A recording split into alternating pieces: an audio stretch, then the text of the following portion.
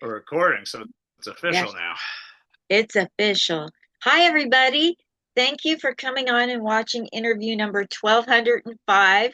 Uh, AJ thought he was a person, but he's a number. It's a numbers game. 1,205, my goodness. And I have 1,205, and I'm an on. It's an absolute honor to be your lowest rated episode. I don't think you will be because I see here in the intro that you sent me, you can't see it, but it says you have over 200,000 social media followers. So I'm expecting like 50,000 likes on this, at Oh, least. if you gave it like 5 years ago, yeah, 50,000 like. But unless it's like pro wrestling related, which I'm still wearing pro wrestling shirt, my fans are not going to give a shit at all. Uh, I mean that in the nicest way possible, and that's not necessarily like a knock on them. They only want to hear pro wrestling stuff, and I get that. That's why I got the following that I did in the first place. Like I'll do commentary on like pro wrestling stuff, and it'll get like it could get like 40, 50,000 likes. I'll post a video of my stand up, it'll get 14 likes. And Hilarious. my and I'm also open to the idea that my stand-up clip probably wasn't that good, but then again, neither was the wrestling content that I posted about. But I'm gonna be posting soon about um, music and pro wrestling because nobody loves music and pro wrestling more than me. What's your favorite kind of music, AJ? Pro wrestling themes. That's what I listen to at the gym. There's a song called 3-6 Mafia that wrote Mark Henry's theme song and also performed it. And I think it's the greatest wrestling theme song ever. I know it's a hot take, but there's no song that fit a human being more in WWE than Mark Henry and the band 3-6 Mafia. Wow. And I know who 3-6 Mafia is.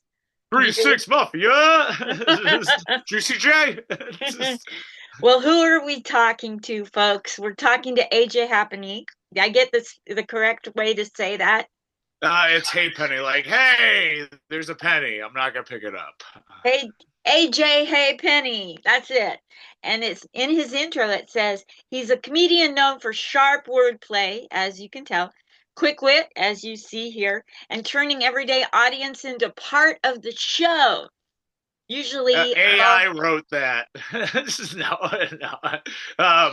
That was written by a comedy buddy of mine, Ed Watt, back in the day, and I still use it to this day. I just update the social media numbers when they go up or down, and they've gone down recently. I haven't posted much, so it happens. and it says that AJ has become frequently requested throughout the Northeast. We know that to be true because look at the list of people he's performed for. He's been with heavyweights, and we're not talking boxing and wrestling, we're talking comedy heavyweights. Rob Schneider, God almighty, Matt Rife, every girl knows, Mark Norman, Jim Brewer, now we're getting to my age, Jay Leno, let's do this, Mick Foley, Sarah Silverman, Lenny Clark, and it says he's highly sought after for weddings. He's an officiant and an MC, and he's performed over 50 weddings, and he was even featured in Engaged magazine, proving he'll bring the laughs whether the room is drunk, dressed up, or both. And AI wrote that. AI wrote that last line. Everything else, like all those famous comedians, pure bullshit. Well, I've performed with all of them, but none of them have requested me. I just luckily they've put me in that place. Well, with the exception of like maybe Mick Foley, who like saw me, and maybe Lenny Clark. But like all of them, I wouldn't say it's accidental, but it's just like, oh, who are you? Honestly, it was. Oh my goodness sakes. Okay, well, let's go back into the very beginnings before you wore headbands and earbuds. Little AJ Haypenny. Where'd you grow up? Brothers, sisters? What was early life? When did you become funny? That kind of thing. I'm just looking at your background. I didn't realize you were gonna have a Victorian door. Just, It's like it looks like a Hershey bar, doesn't it? a little bit when you cover it up, but then when I see, but when you move your head, it's like, it's just like, it's just like, oh, rape you, boy. These are I all my clothes. challenge, I challenge someone to a duel. Better, better help me win. Oh, So, let's see. I grew up on this road called Fresh Holes, and then later Quaker, and a little bit of this road called General Patton, which looks like it was attacked by General Patton. Uh, and like ice has been swimming around Cape Cod. I'm just like, how come you haven't gone down any of these roads at all? You're only going on Main Street. The only where you're gonna see us brown folks ice and ice, if you're listening right now, the only place you're gonna see us brown folk is fucking in the kitchen. But you don't want that because we're serving your food. No, I'm kidding. I'm sure there's plenty of great people.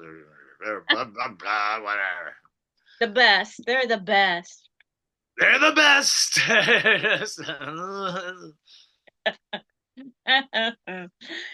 So you grew up in what city?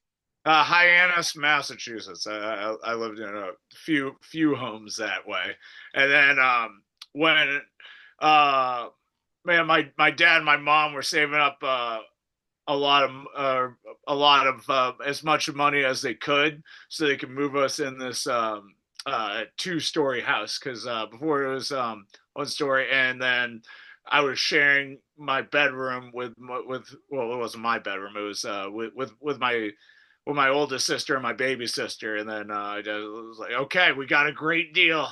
We got a great deal on a house. It's a 2-story, but in the middle of nowhere, and you get your own room. And I said, sweet. And then I found out the reason why I got my own room, and the reason why it was the only room that didn't have a ceiling What? fan in it. Yeah. And then the realtor told my now legally the realtor has to tell you if someone's murdered in the house. The realtor didn't have to tell my dad that. She went out of her way. And then for the longest time, we thought that the guy, he was sad. But then later, just like, no, it was the way they went David Carradine style. I'm like, wait, what? So I What? have to, yeah. So I have to worry about ghosts and ghost loads. This is not good for me. You are hilarious. Hilarious. So, okay, so you grew up in Hyannis. Is that by Hyannis Port? Yes. Hyannis Port is where the white people are, and and Hyannis is where us browns and other poor whites are there. And That's I was a little bit of both. So yes. So you claim on stage that you're of mixed race, right? yeah, and not only do I claim, I am. I'm mixed up. I'm part Jewish, part Christian, so it's Oh, not it's even still white. it's still pasty. Yeah, it's you're like both sides are still loaded with guilt. Yes.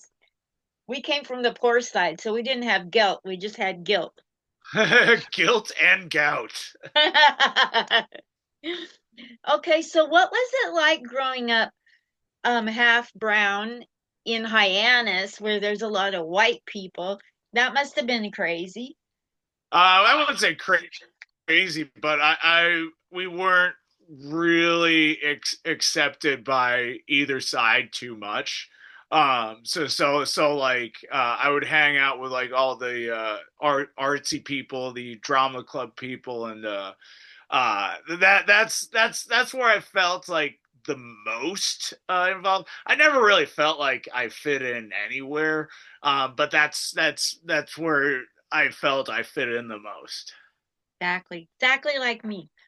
The Jews didn't want Yeah, me, I the fit it. Christians. I just hung out with all the I just hung out with all the weirdos and rejects because those are the people I related to the most. Me too. I get it.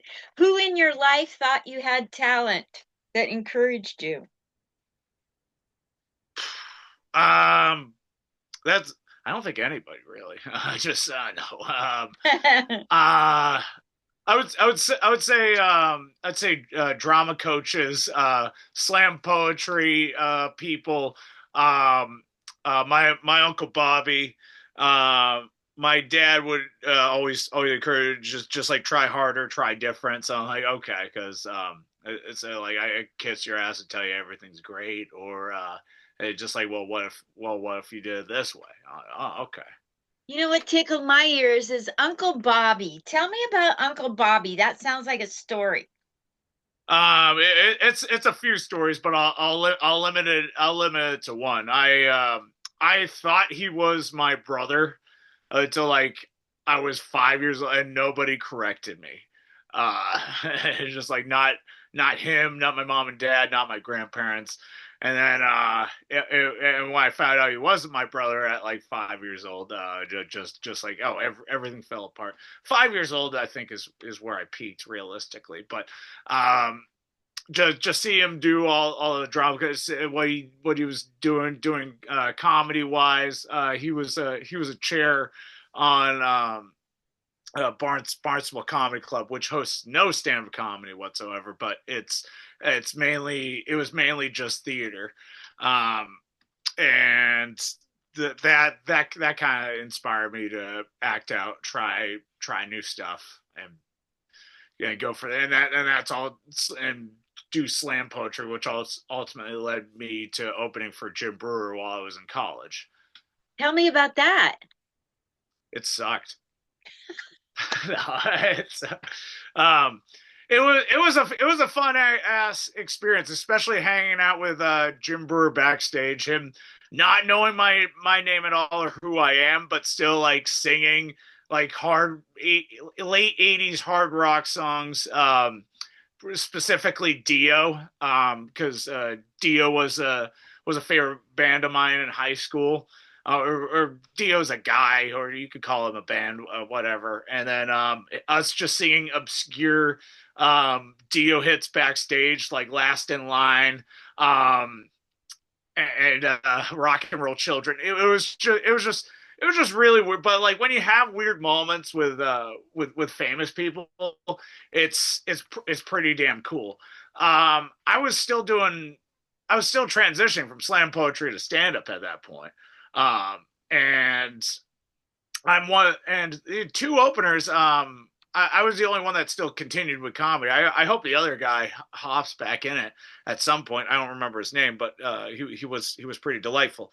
Um, so yeah, that experience, and then Jim Brewer said, hey, "Are you guys gonna still do this afterwards?" And realistically, I never thought about doing it afterwards, and then I did, and I thought it was just uphill from there. I didn't realize you had to do mics, you had to hustle, you had to hang out at shows and mics 4 to 6 nights a week. I had no idea. It's not like it was his responsibility to set me on a path anyway. Um, so like had like a I took like 2 years from that experience to actually take it seriously. And then I finally did it. And I've been doing it straight out ever since. And you and I met at a 1 degree of separation event recently. And when we were there, you were talking about all you do for young comedians. Could you go into that? And I think uh, club owners and bookers and agents that are would be really interested in knowing how you really give back. Well, the reason why I chose the comedy studio and how I wanted that to be the main club, the comedy studio in Cambridge. Shout out to them. Is is because I was lobbying like yeah have me be the other teacher because the other comedy teacher was Rob Crean, who's absolutely tremendous. I think he's been teaching for like 20 years. He was teaching when I got into comedy. Might even been longer. And I was lobbying to get that because like, hey, I help out a lot of comics on Cape Cod, and I love doing it. If I didn't love doing it and help them out, I wouldn't do it at all. Um, and because there's such a huge like comedy community and like a lot upcoming like that appealed me to help it because I now have it as if they listen to me, I'll help them out because there's so many people. There's so many hungry faces on the comedy scene, especially in Boston, and also Cape Cod, the South Shore, Rhode Island, you name it. And if they're willing to listen, they're willing to learn. I'll help them out because like three things that like when John Cena was in the military, he was around like a lot of trainees. He said, "Okay, are you reliable? Are you coachable? And are you interested? All right, if you're all those three, then I can do something with you. If you're not any of those three, I'm not gonna fuck with you. Mhm. You're a complete waste of time. I Yeah. can't I can't I can't teach someone to be coachable. I can't teach someone to be reliable.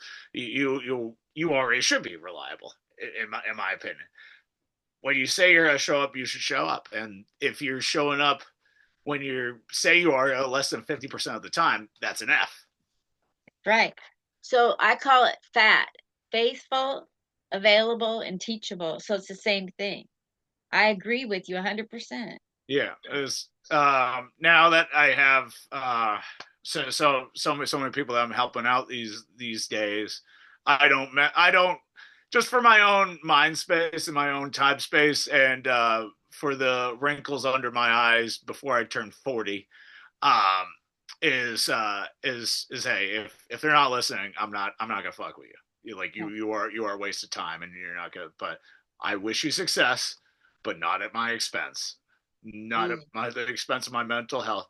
If you get successful without me, awesome, great, because I'm not a good enough coach for you to listen.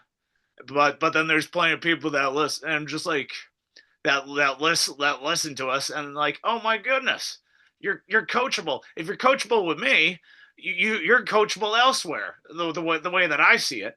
But if you're not listening to me at the low level that I'm at right now, you're not gonna listen to people at the high level. Hilarious. You make everything funny. That's what I love about you. I try to because if it's not funny, if it's not fun, it's really not worth doing it.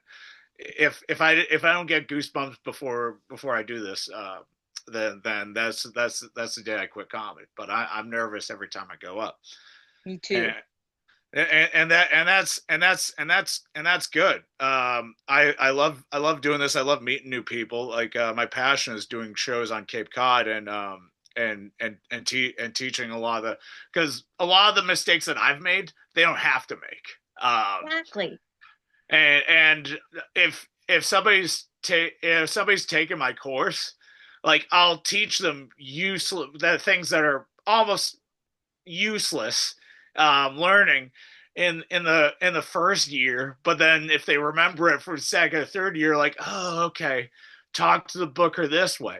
Don't talk to them like you're putting a gun to their head. Be nice. Stay out of the damn drama. And Linda, I know you're in a few of these groups like I am, where it's just like, oh, I'm like, no, stay away from that. Enjoy the drama. Enjoy the drama. Don't be a part of it. Exactly. I'm telling you, I'm going to pull away from anybody that brings me drama. And if they wonder why I'm pulling away, it's on them. Yeah. Um, the the way that we set it up at the comedy studio, the format was laid out by this comedian by the name of Kathy Ferris. Her and I think started the same month. Completely different paths. Um, Kathy Ferris, fantastic headliner, and just an absolute sweetheart of a human being. I because she was one of the first instructors at the comedy studio, at least within the last like 5 6 years, and then so like I still use her format along with, hey, if anybody's staying an extra 30 minutes, I'll teach you these other things as well. Just Oh. what to say, how to host. Uh, Nobody wants to host anymore, and I get it. I do understand that, Linda. But it's an invaluable tool. Like yeah, I headline maybe like a third of the time on weekends, but days on, I'll just volunteer to host a random show. I try not to host my own shows. I try to have somebody else do that. But if I'm hosting someone else's show when I'm not doing anything that day, awesome. I don't like to schedule to host. Um, if I'm hosting for somebody, it's very last minute. They're just, hey, 2 months from now, can you host this thing? I'm like, I'd rather just headline it, but it's or just throw me on for a guest spot. And but if I find a paying gig in the meantime, I'm just going to take that. And most people understand that.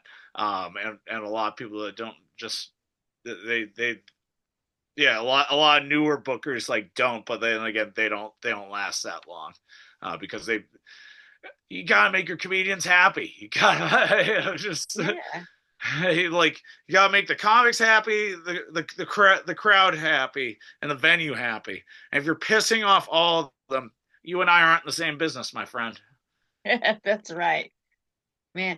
So you can do any spot, Yeah, anything. yeah. So at Um, what point in your career did you start getting so good that you could do that? Like to well, the when that younger happens, I'll let you know. people that Um, are people might be watching this that are brand new to comedy, and they might yeah, want to have a tip and on how to get from the beginning levels of barely doing 3 to 5 minutes to where you're at.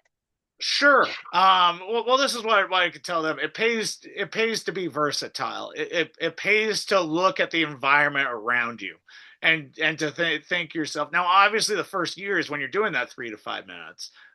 You're just doing the five just to get it out. But when you start to get a little more comfortable on stage, you think to yourself, okay, am I telling jokes for them or am I telling jokes at them? Um, because there are some really good joke writers out there that will tell jokes at people and they'll do well when it's at a club, but if it's something outside that, uh, like what the heck are we doing here? Just you're talking about the subway in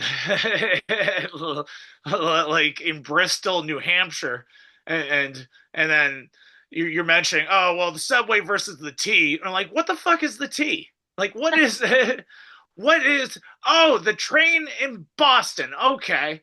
That's what you're telling jokes at them. Look at the environment a little. Like get to know the people a little bit if you have the time. This is what John Paul Rivera, another hilarious comedian in Boston, he would go to town 2 hours early, just walk around and just get the atmosphere. And if he can bring something into it, he would. So get to know the people. Work the door at shows if you want to get to know the people, especially if it's your first couple years. I've been doing this is my 13th year. I still work the door at some shows that I produce. Um, just so I can get to know the people. And then Josh Adams, a comedy partner of mine, he's just like, yeah, I work the door just so I can just so I can see the people, see who's gonna be trouble, see who's gonna be nice, see who I'm not gonna pick on, see who I'm gonna pick on. But if they say don't pick on me, oh, you done goofed. I'm definitely gonna pick on you. Hilarious. What's your favorite thing to talk about in your set and why?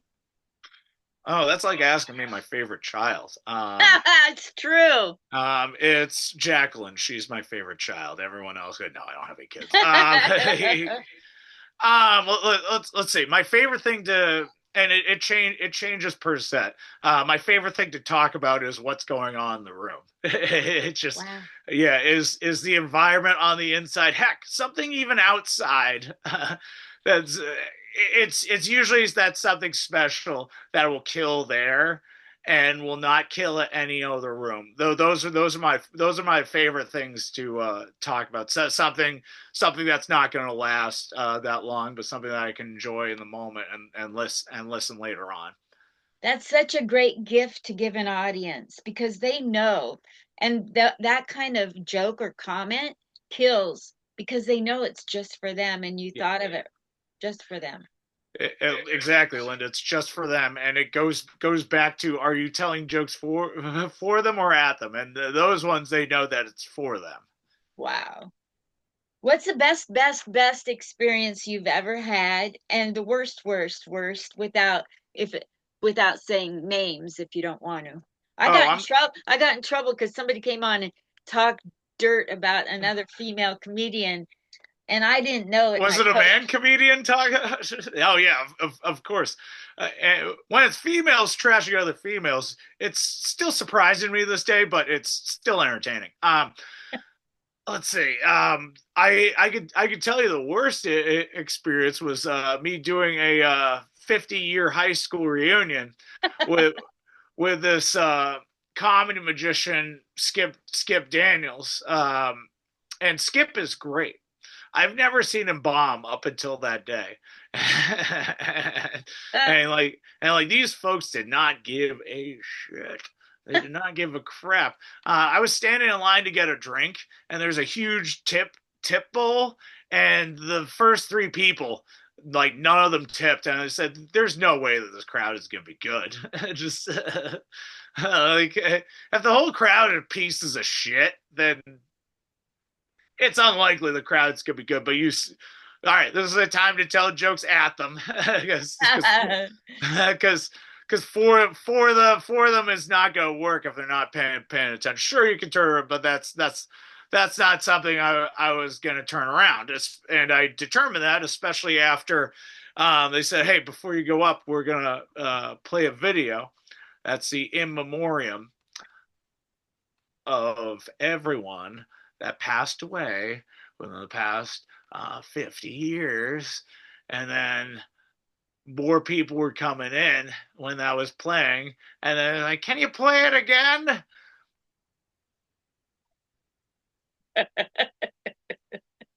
Twice? And then afterwards, they said, "Oh, okay, okay, we're about to go." Like, dude, time. I gotta get to another gig, or we could just go. And you already paid me. And I said, well, wait, before you go up, this man wants to talk about his charity of his daughter that died in drunk driving acts. And I'm just like, oh shit. And then this guy goes up and he says, well, as you know, a year and a half ago, my daughter passed away. And some guy yelled out, boo! I'm just kidding. And said, didn't sound like you were, pal. Just, you already did the thing. Kidding means they're in on it. Jeez. I did comedy for my 50th reunion How'd it and go? not good. I mean, Yeah. it didn't go badly, but the owner of Harvey's Comedy Club is one of the fellow alumni, and he was sitting there, and afterwards he said, "You know, you really screwed up because what you should have done is you should have roasted all of the cheerleaders and called them a bunch of bitches." I'm like, yeah, that's totally my style. Fits my Yeah. Yeah, you're totally. I love it when like people go up to you and give you industry advice because they seen one special at HBO in 1992. Shut the fuck up. totally. Just like I'm not a welder and I'm not gonna give anybody advice on how to weld. Just Yeah. Anyway, so so you've been doing comedy, but what else do you do in your life that you want people to know about when you're not so committed to making comedy for yourself and others? What you have that Uh, you have yeah, you wear bandanas. yeah, You call them bandanas yeah. nowadays? Yeah. You can call them bandanas. You can call them headbands.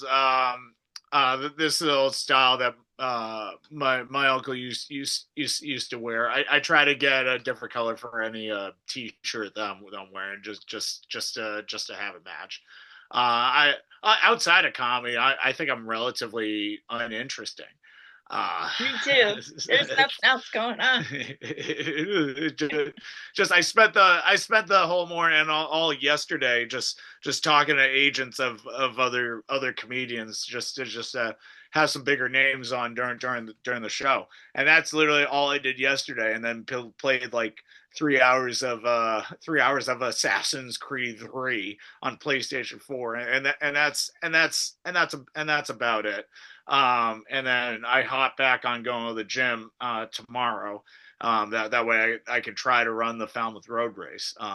But I've lost like 50 pounds in the past like 8 months. I gained like five back in the past like like month and a half. I've been eating really good, and been really happy about it.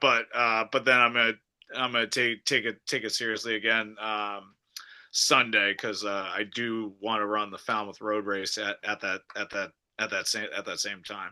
But How yeah, long I is do. that? How long is that road race? It's an hour and a half and 7 miles. Right now, I can do like 4 miles without stopping at like a pace of like 5.5 miles an hour. Man. But like and I think I was able to get up to like 5.5 miles within an hour.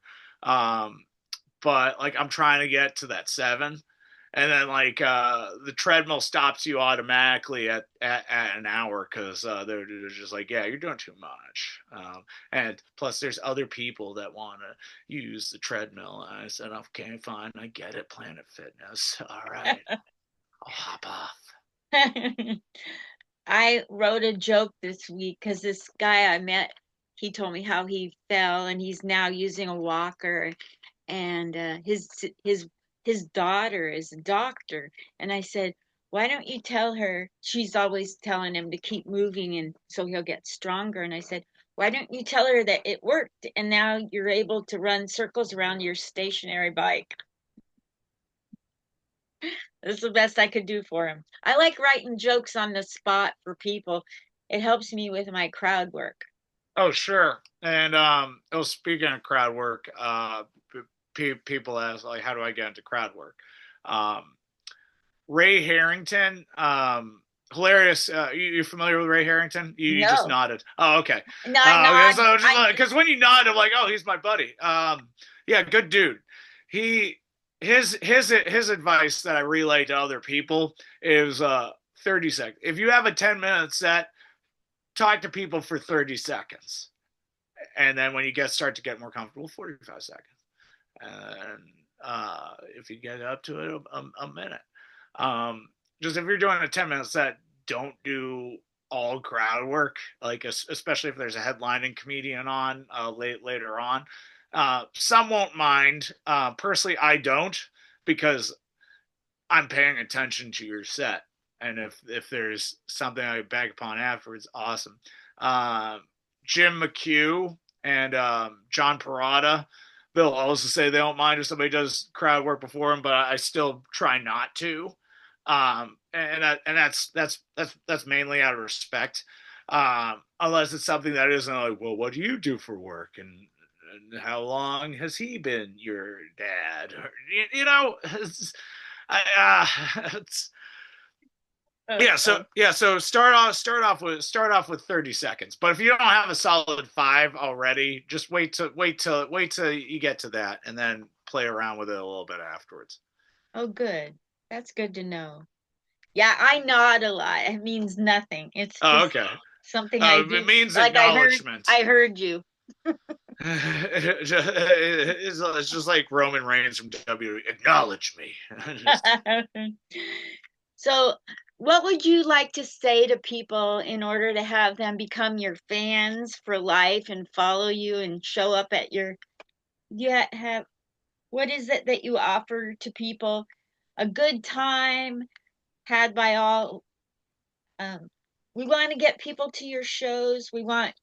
There are club owners and bookers that watch this. How far will you travel? What will make it worthwhile for you to come to a club? Anything you want to say to pitch yourself? Sure. If you promise me a good crowd, I don't care where I'm performing. Like I'll perform anywhere from a theater to a Taco Bell bathroom. If the crowd is good, I'll come out anywhere. I don't care as long as you give me stuff to work with, I'm good. And I've traveled as far as Hawaii. I'm trying to get into Alaska. I'm trying to do all 50 states before I kill myself. I mean, die. So yeah, I'm willing to travel. I'm willing to travel to all 50 states for now, and I'm gonna put together a set that's for them, not at them.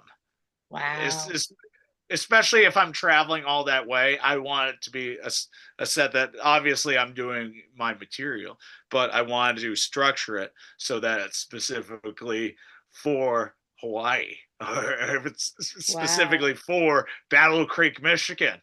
I don't care. As long as you got it, as long as you got a good crowd and they're looking to have fun, uh, I'm gonna keep that train rolling, baby, and they're gonna love it. They're I'm gonna make them. They're gonna tell me that I'm their favorite comedian. It's not Oh. true, but they're gonna but they're gonna tell me that. I love watching comedians that make the comedy for the audience. My favorite by far at doing that is Montel Williams. Yeah. Everything he says relates to people. Is that the secret you're talking about with regard to making it for them? Yes. So short answer, yes. Long answer. That's the reason why you go into town at least 2 hours early, just to feel the people. And then I'm not saying you should take tickets at that door shows that you're headlining, but if you're hanging around there seeing the people that come in, it's going to be way better for your set. And if you're headlining, if you're watching all the comedians that are going up before you rather than sitting in the green room and flicking your bean, then yeah, it's then it's gonna be a good time. It's gonna be a and it's gonna be a much better show. I love it when the headliners do like a callback to like an earlier joke that was made, as long as they're not taking that joke with them afterwards. That's just specifically for them and not taking like an opener's joke permanently, like a Dennis Leary style or something like that. Then yeah, I think that's absolutely harmless, and the crowd is just like, oh my god, you referenced that thing that we liked before, and you're bringing it back. You, this headliner gives a shit about us. I'm like, yes, I do. Wow, this is such a great challenge for me because, like I'm really good at having material and I'm looking for ways to connect with audiences even better. Yeah, and your material is fantastic. So like that's literally the first step is having a good material should be like the number one thing that's focused upon before the show. Like at the show, focus directly on who is there. But yes, material, as you put it, Linda, should absolutely be number one. Got it. This is great. Well, tell us where you're going to be performing and where to follow you on social media before we head on out. A sure thing. So you can follow me on any social media at AJ Hapenny. That's AJ Ha Penny. And this is already planned now. Okay, so I'll be at the I'll be at the Comedy Studio on Saturday the 7th, and at 5 p.m. I'm judging a contest which literally has almost 50 comics doing a minute, and then we'll see who advances on that one. And then at 7:30 that same day at that same club, I will be hosting Comedy Gold that day. and Comedy Studio is such a great club. Um, the Saturday after that, I will be at Knockabout in Mashpee, putting together a kick-ass Valentine's Day show. Tickets are already half sold out, so maybe I shouldn't even promote it at this point. But I'm really excited about the half sold out show right now that I barely did any marketing on. But people had such a good time last year, and it sold out last year, and it's going to sell out again. And I will be in LA, and I'll announce. Let's see, February 17th to February 23rd, and I have no shows listed right now, but I'll be out in LA just doing some random spots. And if anybody wants to hang, just definitely hit AJ, me. I'll give you names of LA bookers. Awesome. Absolutely. I'll do that Yeah. right when we get out of here. Absolutely. We'll take it all. But I'm really excited. I'm really excited to go because I haven't been to LA in like 4 years, and there's a lot of friends that moved out that way that I haven't seen that I'd say I'd visit, and I never did. That is just like, oh, meet my new kids. And I said, oh yeah, but I never did. But now I will keep my promise, and I'll be able to go and do some spots. Last time I was there, Jay Leno popped by like two of the shows that I was doing, which is why I have that bullshit credit in there that's shared the stage with Jay Leno. Technically, I did, but I wasn't on the poster with him. And yes, I will admit that fully on here, Linda. I do that just to get like a bullshit thing. It's just like, oh, I do the thing. Yes, I did do the thing. So like it's what you have to do in the industry, and I'm pretty freaking open about that.